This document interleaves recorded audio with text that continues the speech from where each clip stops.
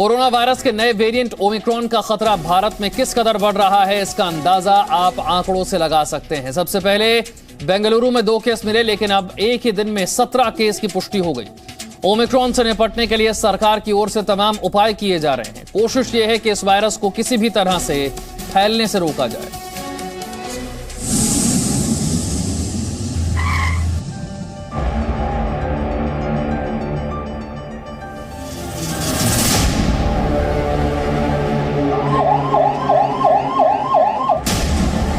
एक दिन में 17 नए केस।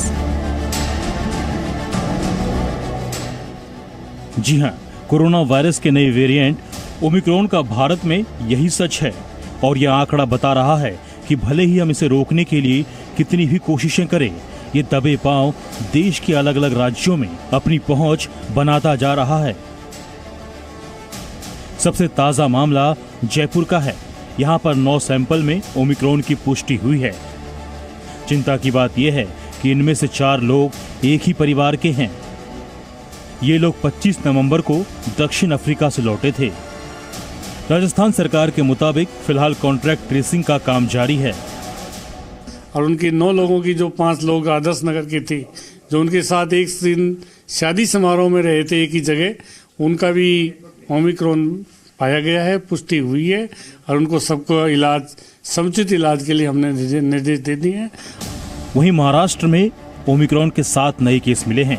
नए संक्रमितों में 44 साल की भारतीय मूल की नाइजीरियाई महिला है। वो अपने 12 साल और 18 साल की 2 बेटियों समेत 24 नवंबर को पुणे से सटे पिंपरी चिंचवड़ में अपने भाई से मिलने नाइजीरिया के लोगास से आई है। इनके परिवार के 6 लोग ओमिक्रॉन से संक्रमित हैं।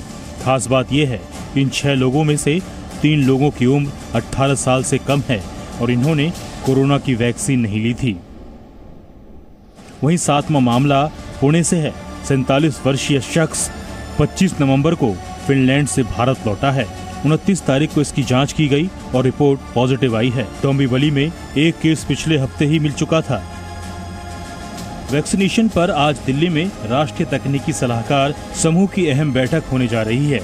इस बैठक में कमजोर इम्यूनिटी वाले लोगों को वैक्सीन की अतिरिक्त डोज के अलावा बच्चों की वैक्सीन पर चर्चा हो सकती है।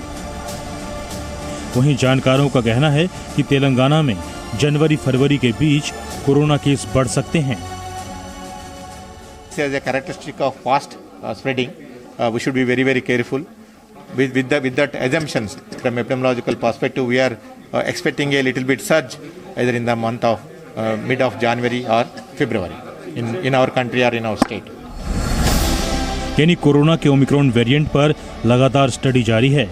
हालांकि अब तक जो जानकारी सामने आई है उसके आधार पर एक्सपर्ट कह रहे हैं इसके नेचर को समझने में कुछ समय और लगेगा। तब तक बचाव के लिए मास्क और सामाजिक दूरी ही एकमात्र विकल्प है। ब्यूरो रिपोर्ट, जी मीडिया। देश में कोरोना के नए वेरिएंट ओमिक्रॉन को लेकर आशंकाएं अब बढ़ती जा रही हैं। ओमिक्रॉन के खतरे वाले देशों से भारत आने वाले अब तक 5 नागरिकों में कोरोना वायरस का ओमिक्रॉन वेरिएंट पाया गया है। ऐसे में एक तरफ देश में बच्चों का वैक्सीनेशन नहीं हो पाया है, जिससे कई पेरेंट्स की चिंता भी बढ़ गई।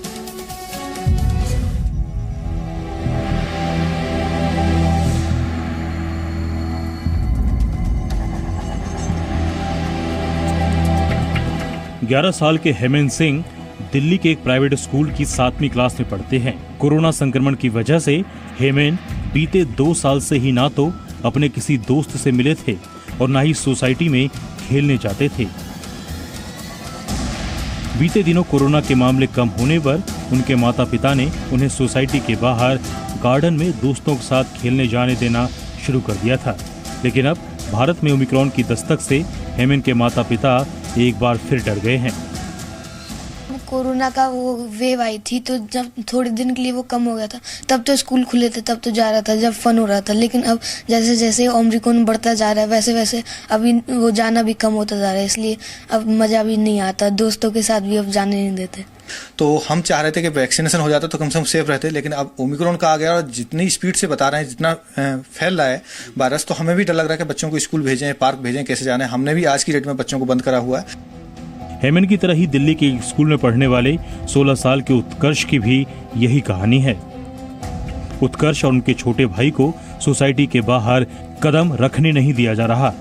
बच्चे घर में ही पढ़ाई, खेलकूद और संगीत जैसी एक्टिविटी सीखकर घर में ही मन लगाने की कोशिश कर रहे हैं। 2 साल ही हो गए, तो 2 साल के लिए हम मतलब घर से बाहर नहीं निकले, मतलब घर पे या फिर रूम पे पढ़ाई की या फिर खेल किया या स्कूल नहीं जा पाए और बालकनी में बस भाई के साथ, मेरा एक छोटा भाई है उसके साथ खेला कूदा। लेकिन जी हम घर में ही बालकनी में खेल का जो है उनको खिलवाते भी हैं और जब उनका माइंड भी देखते हैं कि उनको डिप्रेशन का शिकार ना हो तो हमें उन्हें एक्स्ट्रा एक्टिविटी भी मैं सिखाता हूँ। हालांकि डॉक्टर्स का मानना है कि ओमिक्रॉन दुनिया के जिन भी देशों में फैला है वहां यह तेजी से जरूर फैला है, लेकिन जानलेवा कम है। क्योंकि अभी भी जो प्रीडोमिनेंट स्ट्रेन और खतरनाक स्ट्रेन दुनिया में है वो डेल्टा वायरस ही है।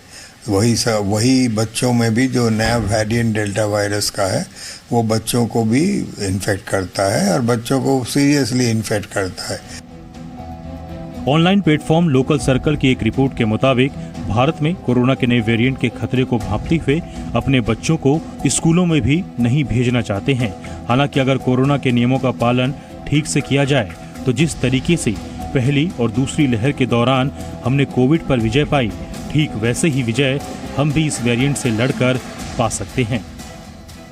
WHO ने ओमिक्रॉन के वेरिएंट को वेरिएंट ऑफ कंसर्न जरूर बताया है, लेकिन दुनिया भर के तमाम मेडिकल एक्सपर्ट्स और डॉक्टरों के मुताबिक इसके लक्षण माइल्ड सिम्टम्स की कैटेगरी में रखे गए हैं। ऐसे में जी न्यूज़ ने आपको कोरोना की पहली और दूसरी लहर के दौरान भी समाधान बताया था और अब ओमिक्रॉन वेरिएंट के खतरे के बीच भी जी न्यूज़ आपसे अपील कर रहा है कि आप लोग अगर मास्क पहने, कोविड एप्रोप्रिएट बिहेवियर का पालन करें, सामाजिक दूरी का पालन करें और वैक्सीनेशन समय पर लगाएं तो समाधान निकल सकता है और इस खतरे से भी आने वाले समय में बचा जा सकता है।